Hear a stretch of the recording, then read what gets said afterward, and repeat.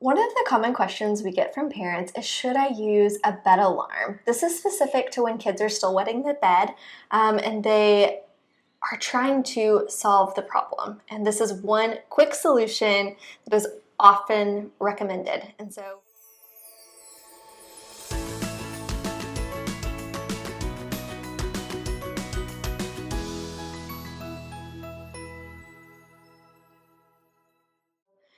should I try a bed alarm? Tell me more, Caitlin. So one of the things that we first start to recommend when we hear of a kiddo using a bed alarm or a family trying to help their child to stop bedwetting with a bed alarm is, number one, it's typically an older kiddo. So maybe a 6, 7, 13-year-old, 15-year-old kiddo. And one thing that we like to do is we like to regroup and help the family to think about, okay, has this always been a problem? And then also, what is their bowel health like? Because if bowel challenges like constipation have always been present since maybe infancy or potty training, that is a huge contributing factor. So why is bowel health a huge contributing factor to bedwetting? So in anatomy, the colon is right behind the bladder, and so it can easily push on the bladder and cause pee leaks during night or daytime. And so there just isn't enough space down there. And so I kind of tell kids, it kind of nudges the bladder and says, hey, I need more room, move out of the way. And so that can create bedwetting. Yeah. There's also other factors, like maybe your child has been constipated for a really long time and they're trying to ignore those sensations of feeling like they need to poop. And what they're really doing is teaching their body to ignore the sensations in their body in general, which also relates to the bladder and the urge to pee. Absolutely, and carries over to nighttime.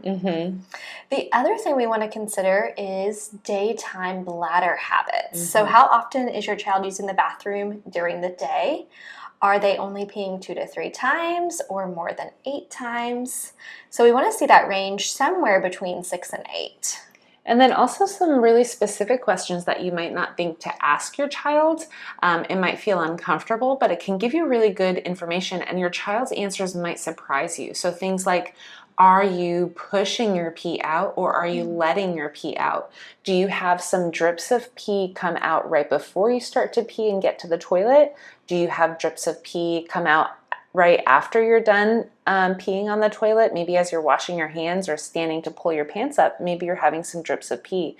Sometimes your child will surprise you, will be asking those questions to a family and the family says no, and then the child says, well, actually, yes, simply because you haven't asked those questions yet.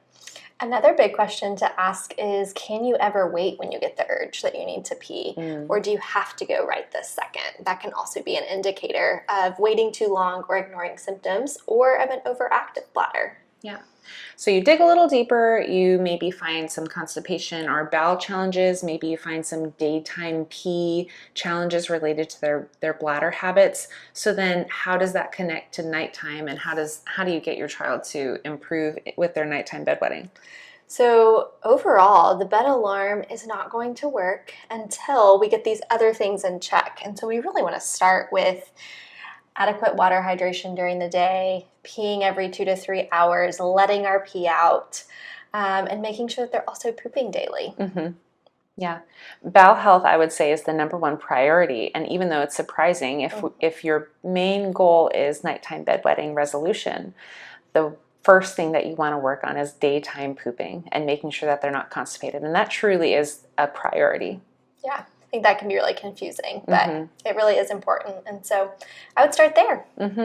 All of the groups and your friends and the Facebook groups and the pediatrician might recommend things like the bed alarm. And we're not saying that it's a negative thing or a bad tool to use. However, it might not address the prerequisites that need to happen first for your child to be able to have a body that can stay dry overnight. Yeah. This will create more success for you moving forward. Thanks for trusting us.